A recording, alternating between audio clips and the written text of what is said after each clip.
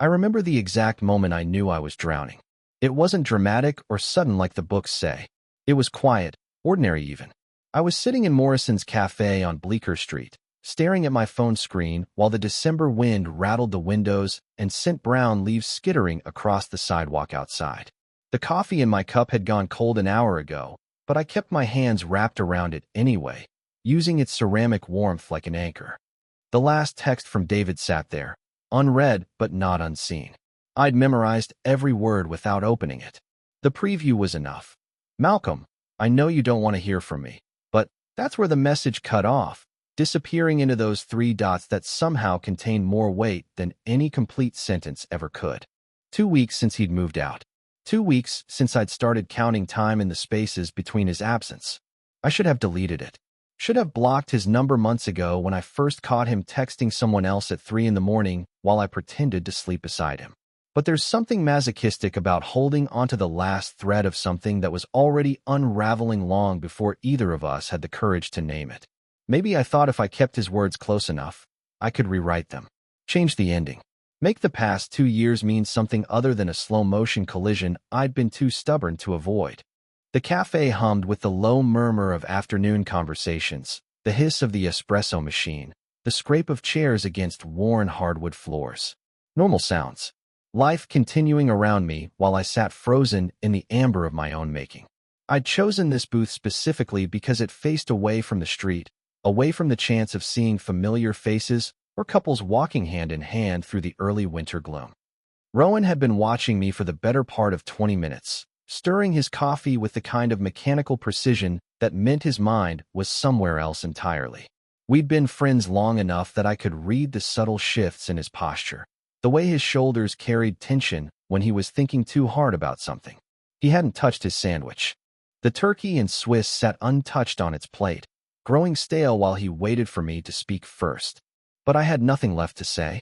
We'd already dissected every moment of my relationship with David over the past 2 weeks. Every fight, every reconciliation, every time I'd convinced myself things were getting better when they were only getting quieter. Rowan had listened to all of it with the patient attention of someone who'd made peace with loving people more than they loved themselves. He never said "I told you so," even though he'd seen David's true nature long before I'd been willing to admit it. The silence stretched between us, not uncomfortable, but heavy with the weight of things unsaid. Outside, the city moved with its usual indifferent rhythm. People hurried past the window bundled in wool coats and scarves, their breath visible in small clouds that dissipated almost before they formed. December in New York had a way of making everything feel temporary, fragile. Even the buildings seemed to hunch against the cold. Finally, Rowan set down his spoon. The small clink of metal against ceramic felt louder than it should have in the ambient noise of the cafe. When he looked at me, really looked at me, I saw something in his eyes I couldn't quite name. Not pity. Pity would have been easier to bear. This was something deeper, more intentional. "I'll help you get over him," he said. Not a question or a suggestion. A statement of fact delivered in that steady, unshakable voice I'd come to rely on through every crisis of the past decade. But there was something different about the way he said it this time. A weight behind the words that felt less like friendship and more like something I wasn't ready to examine. I laughed, but it came out bitter and hollow. The sound echoed off the cafe's brick walls and died somewhere between us. Help me get over him. As if David were a cold I could shake with enough rest and vitamin C. As if the past 2 years could be sweated out of my system with the right combination of time and distance. But Rowan didn't smile. He didn't soften the edge of his statement with the kind of gentle humor he usually employed when I was being unreasonable. Instead, he leaned forward slightly, his elbows resting on the scarred wooden table between us, and I found myself caught in the gravity of his attention. When Rowan focused on something, really focused, it was like being seen under a microscope. Every flaw, every hidden corner suddenly illuminated. "You don't understand," I told him, my voice quieter than I'd intended. "It's not that simple. I can't just decide to stop loving someone. That's not how it works." He nodded slowly, as if he'd expected exactly that response. As if he'd been preparing for this conversation longer than the 20 minutes we'd been sitting here. Maybe he had been. Rowan had always been 3 steps ahead of everyone else, thinking through problems with a methodical precision that made him such a good nurse. In the ER, that quality saved lives. Here, across from me in a cafe that smelled of roasted coffee beans and winter air, it felt dangerous in a way I couldn't articulate. "I know," he said simply, "but someone has to try." The way he said it sent something cold down my spine that had nothing to do with the December weather outside. There was a certainty in his voice that spoke of decisions already made, of boundaries already crossed in the privacy of his own mind. It was the tone of someone who'd been holding back for far too long and had finally reached the breaking point of patience.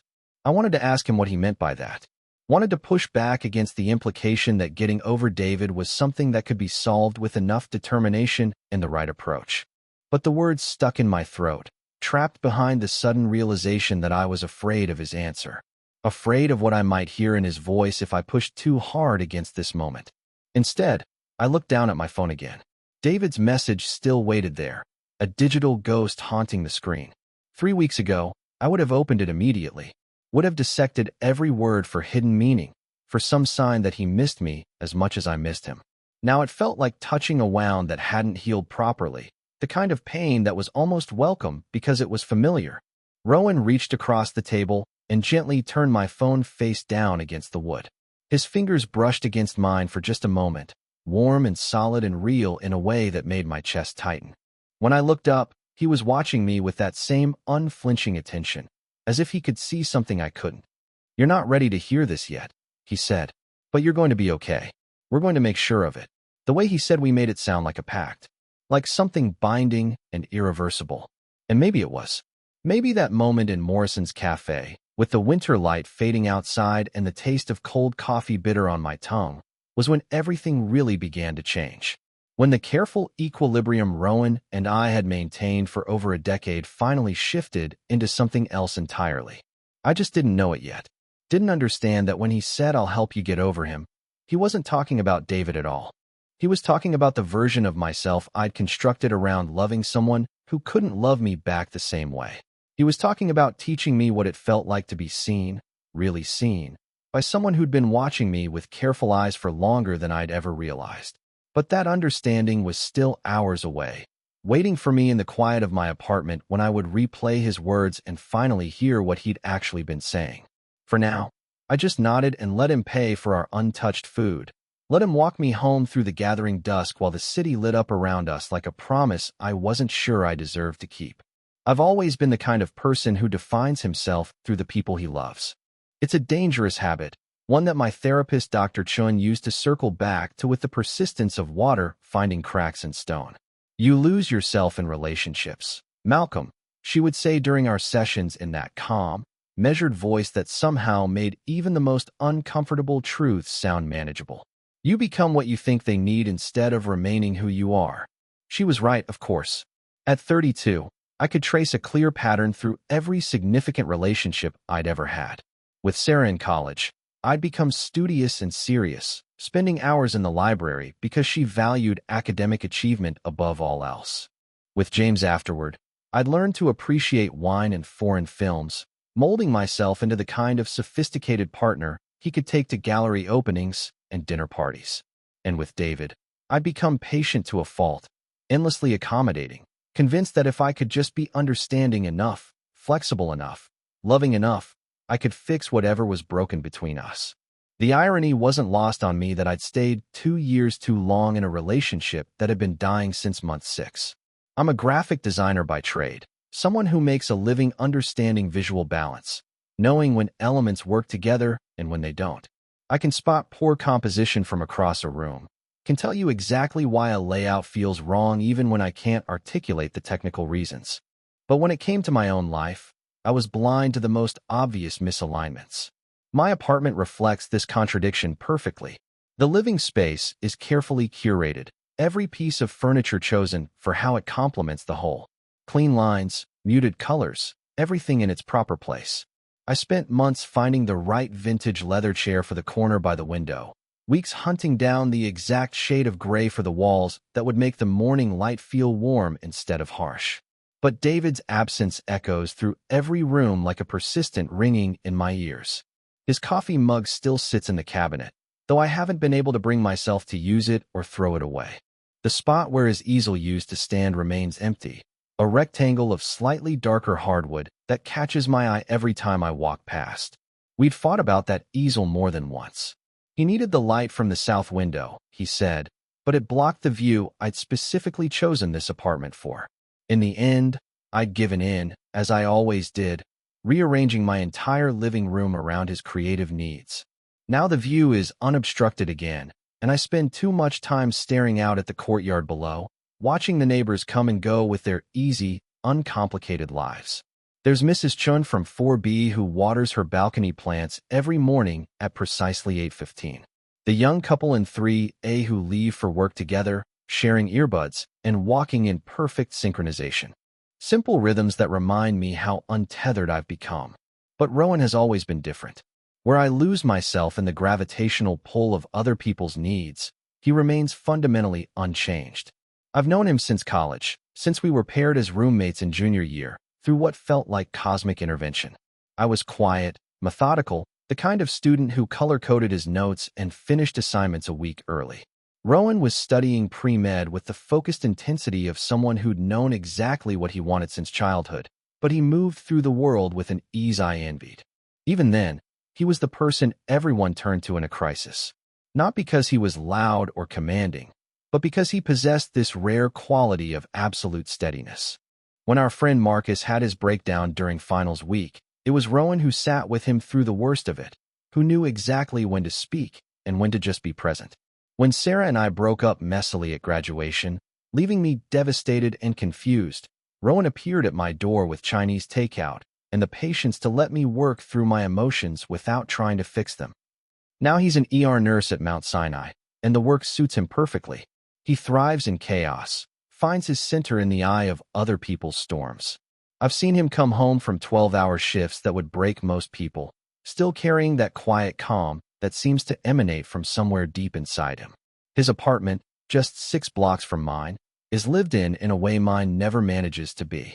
Books stacked on every surface, half-finished crossword puzzles, a kitchen that actually looks like someone cooks in it regularly. Where I second-guess every decision, Rowan moves through life with an intuitive confidence that has always fascinated me. He doesn't overthink his choices or lose sleep wondering if he said the wrong thing. When he commits to something, whether it's a friendship or a career or a casual Tuesday evening, he commits completely. It's a quality that has drawn people to him for as long as I've known him, though he seems genuinely unaware of his own magnetism. We've developed rituals over the years, small traditions that anchor our friendship across jobs and relationships, and all the ordinary turbulence of adult life. Thursday night dinners when our schedules allow. Weekend drives upstate when the city feels too small. Long phone calls that stretch past midnight when one of us can't sleep. He's the person I call when I get good news, when I get bad news, when I have no news at all, but need to hear a familiar voice. Through every relationship I've had, every heartbreak and new beginning, Rowan has been the constant. He's listened to me dissect the motivations of partners he's never particularly liked, offered advice I didn't always take, shown up at my door with practical help when I needed it most. He never competes with whoever I'm dating, never makes me choose between him and romantic attachments. Instead, he simply remains, patient and reliable as gravity. Looking back now, I realize I took that steadiness for granted, assumed it would always be there, unchanging and unconditional. I never questioned why he was always available when I needed him, why his own romantic life seemed to take a back seat to being present for mine. I told myself he was just naturally generous, the kind of person who found fulfillment in taking care of others. I never considered that there might be more complicated reasons for his constancy. Never wondered what it cost him to watch me lose myself in relationships with people who couldn't love me the way I deserved to be loved. The possibility that his unwavering support might come from a place deeper than simple friendship had never occurred to me. But sitting in my empty apartment that night after the cafe, replaying the weight in his voice when he'd promised to help me get over David, I felt the first stirrings of a question I wasn't sure I was ready to ask. Rowan took his promise seriously in a way that both surprised and unsettled me. Within 3 days of our conversation at Morrison's, he'd mapped out what he called a recovery plan with the same methodical precision he brought to triaging patients in the emergency room. It wasn't dramatic or overwhelming, just a series of small interventions designed to pull me back into the world of the living. The first was a dive bar called Henley's on the Lower East Side, the kind of place where the floors stuck to your shoes and the bartender knew everyone's drink without asking. Rowan had been going there since his residency, when he needed somewhere cheap and unpretentious to decompress after particularly difficult shifts. The regulars were a mix of hospital workers, artists, and neighborhood fixtures who'd been occupying the same stools for decades. I hadn't wanted to go. The thought of being around strangers, of having to perform normalcy when I felt anything but normal, exhausted me before we'd even left my apartment. But Rowan had this way of making resistance feel petty rather than protective. He didn't argue or cajole. He simply appeared at my door at 7:30 on a Friday night, wearing the kind of patient expression that suggested he was prepared to wait as long as necessary. "You don't have to talk to anyone," he said when I voiced my reluctance. "Just sit with me for an hour. Let people see your face. Remember what it feels like to exist in a room full of humans who aren't David." The casual way he said David's name, without the careful handling I'd grown accustomed to from other friends, was oddly liberating. Most people treated my ex like a dangerous subject, something to be approached with extreme caution lest they trigger another emotional collapse. Rowan spoke about him the way you'd mention any other person who was no longer relevant to the current conversation. Henley's was exactly what I'd expected and somehow better than I'd feared. The lighting was dim enough to hide behind, the music loud enough to discourage deep conversation. Rowan ordered us whiskey and introduced me to Rita, the bartender who'd been working there since the Clinton administration. She had silver hair pulled back in a no-nonsense ponytail and the kind of direct gaze that suggested she'd seen everything at least twice. "New friend or old friend having a rough patch?" she asked Rowan without preamble. "Old friend," he replied. "Rough patch?" She nodded and poured my whiskey with an extra finger, then moved on to serve other customers without another word. It was exactly the right amount of acknowledgement, a recognition of my fragile state without making it the center of attention. Over the following weeks, Rowan orchestrated more of these careful exposures. A comedy show in Brooklyn where the acts were hit or miss, but the laughter felt genuine. A bookstore reading in the village where we sat in the back row, and I remembered what it felt like to be moved by someone else's words. A Saturday morning farmer's market where the ordinary ritual of choosing vegetables felt like a small act of faith in the future. He never pushed too hard or stayed too long. Always seemed to sense the exact moment when my social battery was depleted, when I needed to retreat back into the safety of familiar spaces. But gradually, something shifted. The world began to feel less like a place I was hiding from, and more like somewhere I might eventually want to participate again. It was during one of these evenings, about 3 weeks into Rowan's unofficial rehabilitation program, that I first noticed the change in how he looked at me. We were at a wine bar in Chelsea, a place with exposed brick walls and candles on every table that managed to feel intimate without being romantic. I'd been telling him about a freelance project I was considering, the first work I'd felt genuinely excited about since David left. As I spoke, I became aware of his attention in a way that felt different from our usual conversations. He was listening, yes, but there was something else in his expression, a softness around his eyes, a quality of focus that seemed to take in more than just my words. When I caught him watching me, really watching me, he didn't look away immediately as he might have before. Instead, there was a moment of held eye contact that felt charged with something I couldn't name. The conversation moved on, but the moment lingered in my peripheral vision like an afterimage. I found myself studying his face when he wasn't looking, trying to decipher what I'd seen there. Rowan had always been handsome in an understated way, with dark hair that never quite cooperated and the kind of strong hands that came from years of physical work. But I'd trained myself not to notice these things, to see him purely as a friend, a constant, someone existing outside the realm of romantic possibility. Now, sitting across from him in the flickering candlelight, I felt a strange doubling of perception. He was still Rowan, still my closest friend, still the person I trusted most in the world. But he was also suddenly, undeniably, a man. A man who'd been showing up for me with unwavering consistency. A man whose presence had become the most comforting part of my days. The realization should have been jarring, but instead it settled over me like recognition of something I'd been deliberately not seeing. It was 2 nights later, as we walked home from dinner in my neighborhood, that he said it. We've been talking about my tendency to romanticize past relationships, how I had a habit of rewriting history to make failed partnerships seem more meaningful than they'd actually been. I'd mentioned seeing David's Instagram story earlier that day, how he'd looked happy and unburdened in a way that made my chest ache with fresh loss. "Have you ever thought about me instead?" Rowan said suddenly, his voice casual but not quite steady. The words hung in the cold December air between us like visible breath. I stopped walking. We were under a streetlight on my corner, close enough to my building that I could see the warm glow from Mrs. Chin's window above. The question felt too large for the ordinary moment, too weighted for the casual tone he'd tried to wrap around it. "What do you mean?" I asked, though some part of me already knew. He shoved his hands deeper into his coat pockets, and for the first time in all the years I'd known him, Rowan looked uncertain. Vulnerable in a way that made my heart race with something that wasn't quite fear, but wasn't quite excitement either. "Nothing," he said quickly. "Forget I said anything. I just meant, you spend so much time thinking about people who aren't worth your time. Maybe you should think about someone who is." The someone hung in the air between us, unspoken but unmistakable. And in that moment, standing on the corner where I'd walked past him 1,000 times without seeing him clearly, I finally understood what had been building in the space between his promise to help me and the careful way he'd been putting me back together. After that night on the corner, something fundamental shifted between us, though neither of us acknowledged it directly.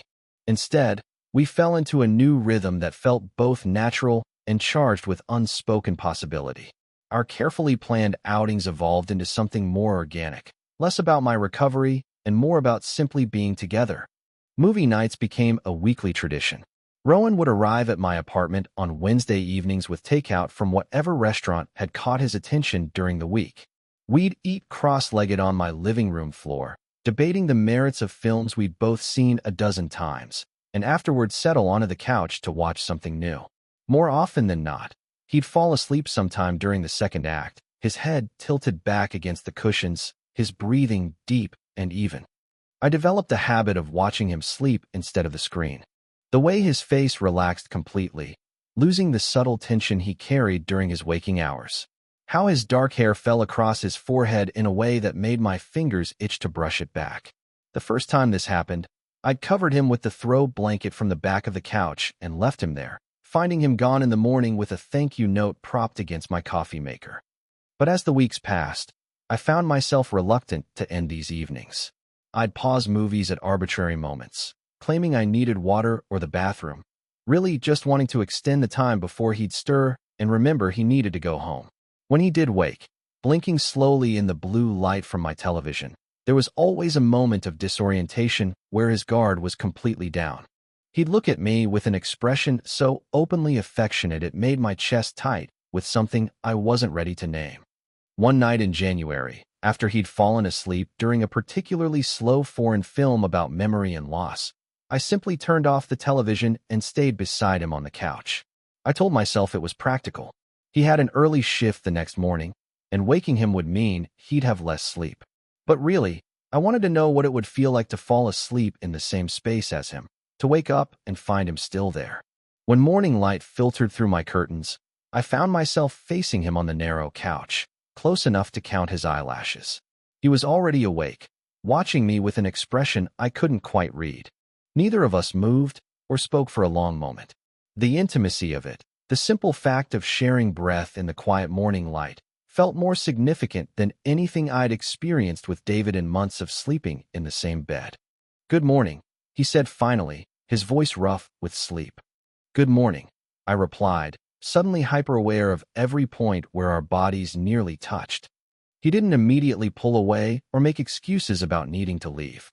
Instead, he stayed there, looking at me with that same steady attention he'd always given to things that mattered to him. When he finally did get up, it was with reluctance, and his hand brushed against my shoulder as he rose, a touch that lingered longer than necessity required. Our drives became longer too, less about destinations and more about the luxury of uninterrupted conversation. Rowan would pick me up on Sunday afternoons, and we'd head north toward the Hudson Valley or east toward the coast, following whatever highway caught our fancy. We'd talk about everything and nothing, the easy flow of conversation that comes with knowing someone well enough to comfortable with silence. During one of these drives, as we wound through bare winter trees toward a town neither of us had heard of, I found myself studying his profile as he navigated a particularly curving stretch of road. The concentration on his face, the competent way his hands gripped the steering wheel, the casual intimacy of being passengers in each other's company with nowhere specific to be. When we stopped for coffee at a roadside diner, the elderly waitress assumed we were a couple, referring to us as boys and asking how long we'd been together. Neither of us corrected her. Rowan simply smiled and said we'd known each other a long time, a response that was both true and utterly insufficient to describe the complexity of what we'd become. It was during these weeks that I began to notice how his presence had infiltrated every part of my daily routine. How I'd find myself saving funny stories to tell him later, photographing interesting storefronts or unusual clouds because I knew they'd make him smile. How his opinion had become the first one I sought when making decisions, small and large. How coming home to find a text from him could transform an ordinary Tuesday into something worth celebrating. But more than that, I noticed how he touched me now. Nothing dramatic or obviously romantic, just small gestures that spoke of a deeper familiarity. His hand on my back when we moved through crowded spaces, guiding me with a casual possessiveness that felt both protective and claiming. The way he'd absently fix my collar when it was askew, his fingers brushing against my neck with an intimacy that made my breath catch.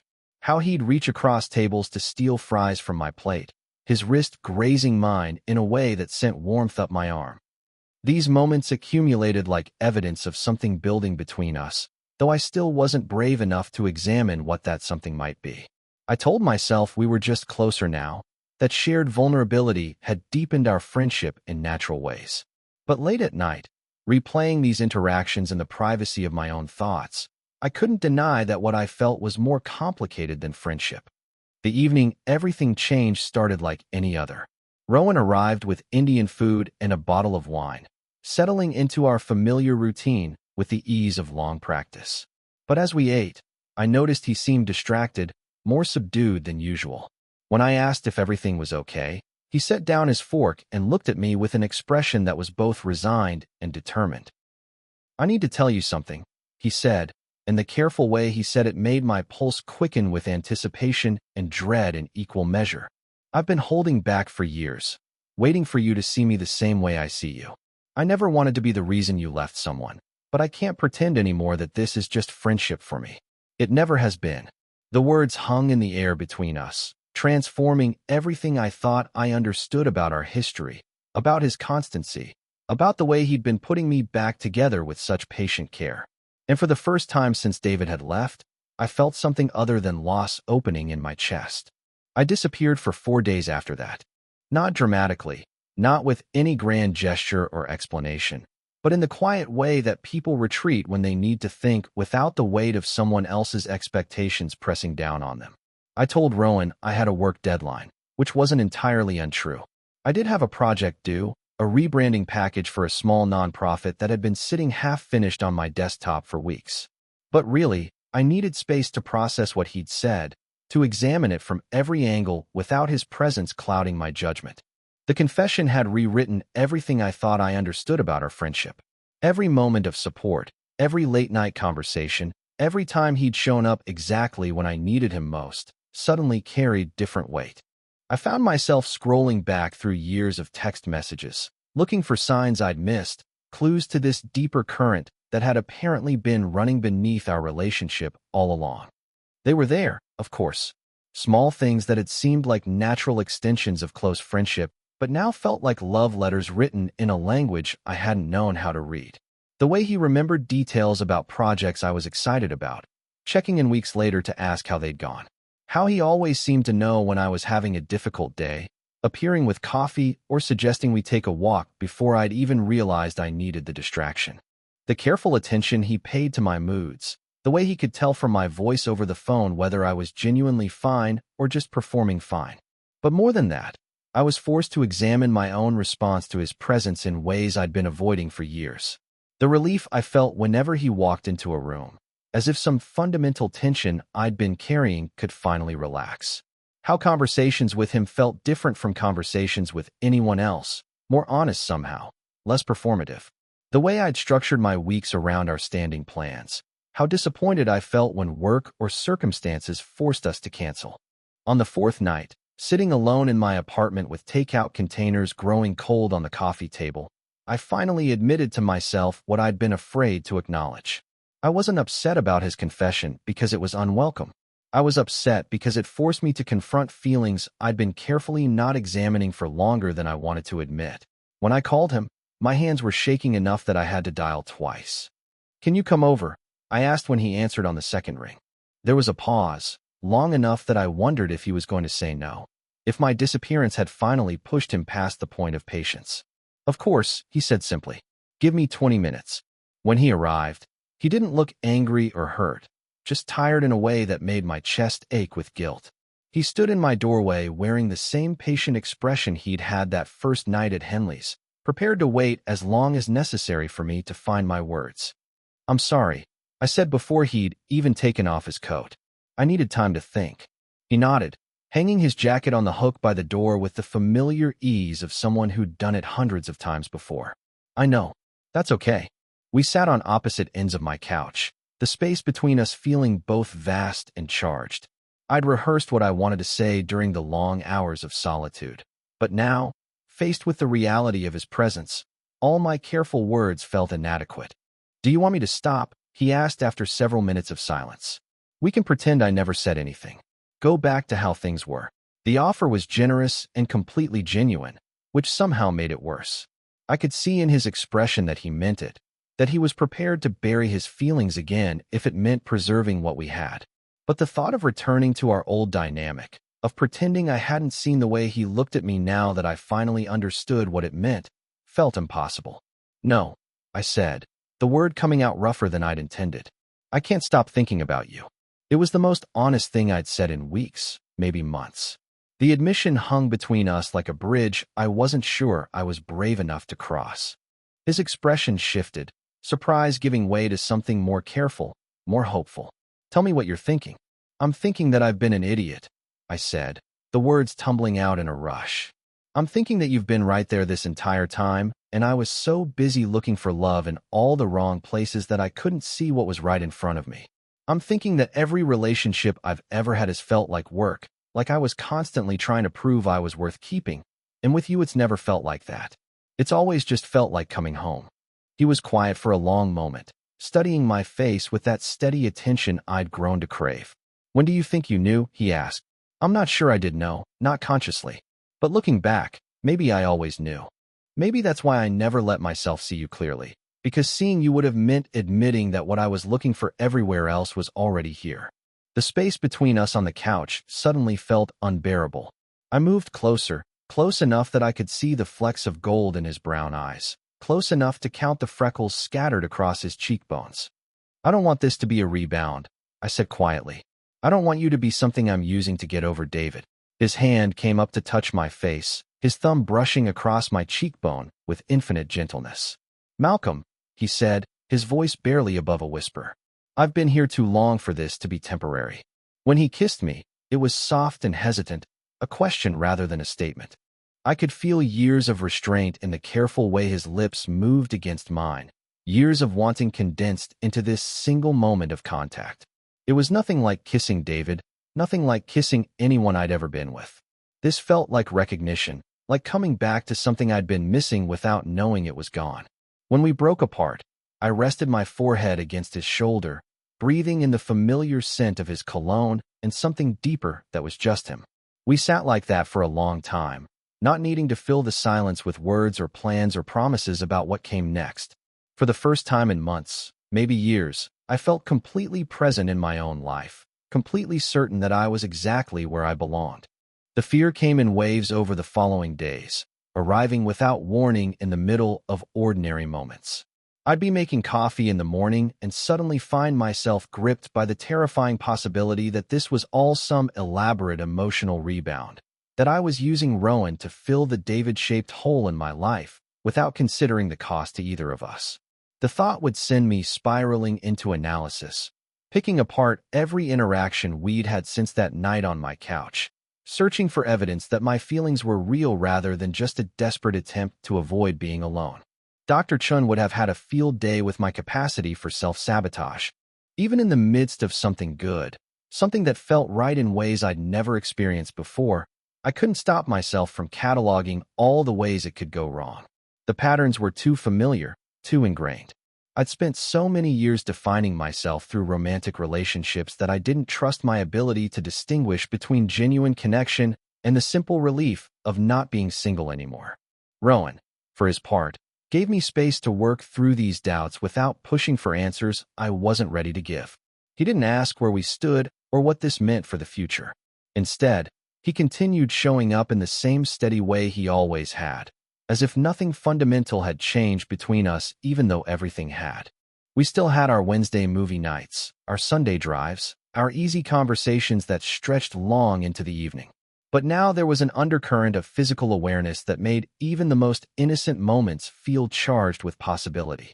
He'd reach for the remote and his fingers would brush against mine, sending warmth up my arm that had nothing to do with the temperature in the room. When he fell asleep on my couch, which happened more frequently now, I'd find myself studying the line of his jaw, the way his eyelashes cast shadows on his cheeks in the lamplight. Sometimes I'd catch him watching me with an expression so openly tender it made my chest ache with how much I wanted to deserve it. But I couldn't shake the voice in my head that whispered warnings about timing, about the danger of confusing gratitude with love. 3 months ago, I'd been completely devoted to David, convinced that our relationship was worth fighting for despite all evidence to the contrary. How could I trust that what I felt for Rowan was genuine rather than just the natural result of him being there to catch me when I fell apart? The conversation that changed everything happened on a Tuesday evening in February. We were walking home from dinner at a small Italian place in my neighborhood, the kind of restaurant where the owner knew everyone's name and the wine list was written on a chalkboard. It had been snowing lightly all day, the kind of gentle snowfall that made the city look softer, more forgiving.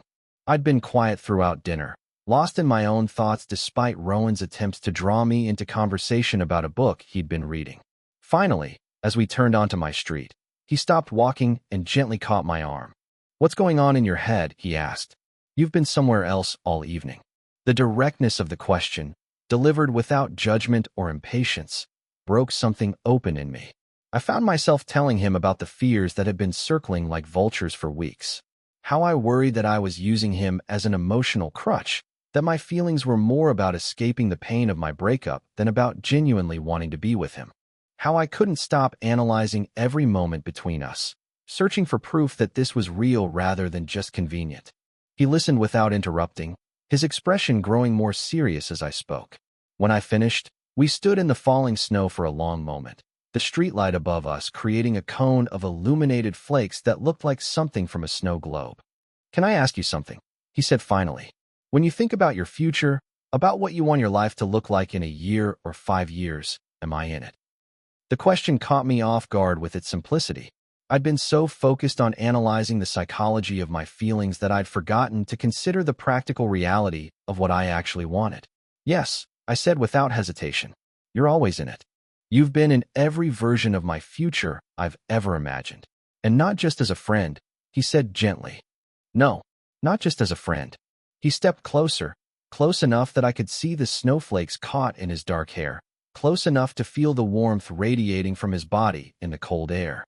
"Malcolm," he said, his voice steady and sure in a way that made something tight in my chest finally relax. "I've been here too long for this to be temporary. I was here before David. I was here during David, and I'll be here after David. This isn't about timing or convenience or filling a void. This is about choosing each other." The word choosing hit me with unexpected force.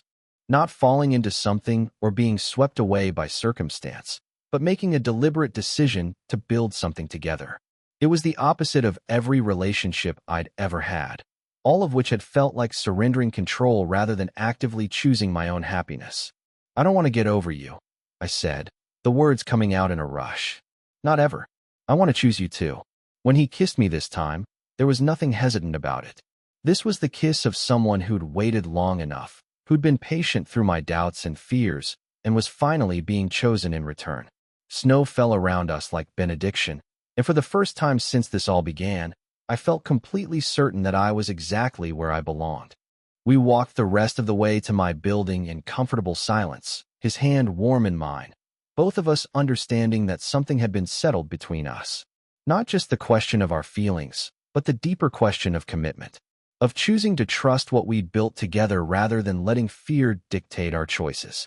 Later that night, as we sat on my couch sharing a bottle of wine and talking about nothing in particular, I realized that the anxious voice in my head had finally gone quiet. This wasn't a rebound or a distraction or a way to avoid dealing with my emotions.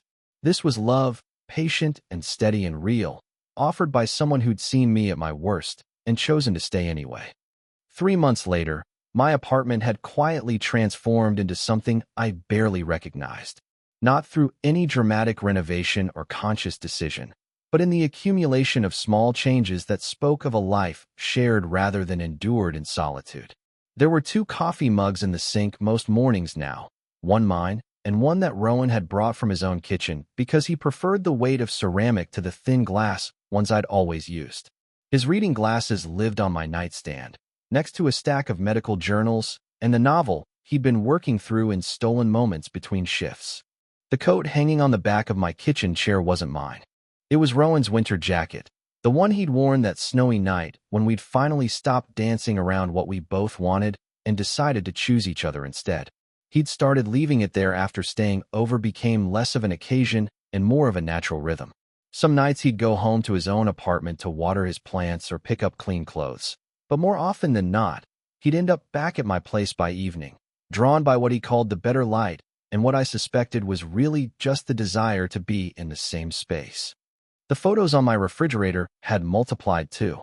Pictures from our weekend trips upstate, where we discovered small towns with antique shops and diners that served coffee strong enough to wake the dead. A snapshot Rita had taken of us at Henley's on a particularly crowded Friday night, both of us laughing at something I couldn't remember, but that must have been hilarious at the time. One from Rowan's phone of me reading on his couch, completely absorbed in a book and unaware I was being photographed until I looked up to find him grinning at me with the expression of someone who'd captured something precious. The changes weren't just physical. I'd stopped checking David's social media sometime in March, not through conscious effort, but because I'd simply forgotten to care. The urge to monitor his life, to track whether he seemed happy or regretful or affected by our breakup in any meaningful way, had faded so gradually I hadn't noticed its absence until it was complete. When Rowan mentioned running into him at a coffee shop near the hospital, my only response was mild curiosity about whether he'd seemed well. The sharp edges of that loss had been worn smooth by time, and the simple fact of being genuinely happy with someone else. Work had picked up too, as if my personal contentment had freed up creative energy I hadn't realized I'd been hoarding. The nonprofit rebranding project had led to 3 more clients, then 5, then enough steady work that I'd been able to quit the part-time retail job I'd been using to supplement my freelance income. Rowan insisted this was because I'd always been talented and was finally allowing myself to believe it, but I suspected his quiet confidence in my abilities had played a larger role than he was willing to admit. On this particular evening in late April, we were sitting on my fire escape watching the sun set behind the buildings across the courtyard. It had become one of our favorite rituals, this daily pause between the demands of work and the quiet intimacy of evening. The air was warm enough now that we didn't need jackets, and the city was settling into that golden hour when even the most ordinary views looked touched by magic. Rowan was reading case studies from a medical journal, occasionally reading interesting passages aloud, while I sketched ideas for a logo design that had been eluding me all week. It was the kind of comfortable parallel activity that had defined our friendship for years, but now it carried the added layer of chosen intimacy. We were here because we wanted to be, because we decided that this quiet domestic happiness was worth building a life around. Mrs. Chun waved at us from her balcony across the way, where she was tending to her evening ritual of watering plants that seemed to multiply every week. She'd been watching our relationship evolve with the keen interest of someone who'd been married for 43 years and recognized true affection when she saw it. Last month, she'd started including both our names when she called out greetings, as if our couplehood was now an established fact rather than something tentative and new. Still thinking about him, Rowan asked suddenly, his voice carrying the teasing tone he used when he was being deliberately provocative. I looked up from my sketch pad to find him watching me with amusement, one eyebrow raised in a way that suggested he already knew the answer to his question. "Who?" I asked, genuinely confused for a moment. "David," he said, grinning now. "You had that faraway look. I thought maybe you were pining for your lost love." The absurdity of the suggestion made me laugh out loud, a sound that seemed to surprise both of us with its genuine mirth. 6 months ago, the idea of laughing about David would have seemed impossible. Now it felt like the most natural thing in the world. "No," I said, setting aside my sketchbook and shifting closer to him on the narrow fire escape platform. "Just thinking about you." It was true in the simplest, most uncomplicated way. When my mind wandered these days, it wandered toward Rowan, toward the way he hummed under his breath when he was concentrating, toward the stories he'd tell about difficult patients who'd made him laugh despite the chaos of the emergency room, toward the plans we'd been making for a long weekend in Vermont next month.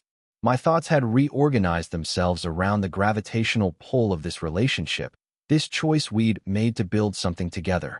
"Just me," he said, leaning into my shoulder with the satisfied contentment of someone who'd waited a long time to be the center of someone's attention.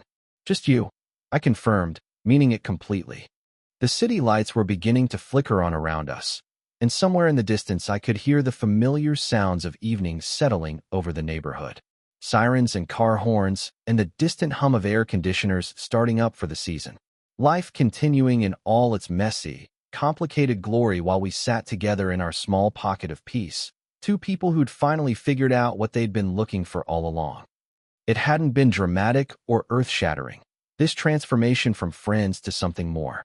It had been quiet and gradual and built on the foundation of everything we'd already shared. But sitting there with Rowan's warm weight against my shoulder and the evening light painting everything gold, I couldn't imagine wanting anything else. This was enough. More than enough. This was everything.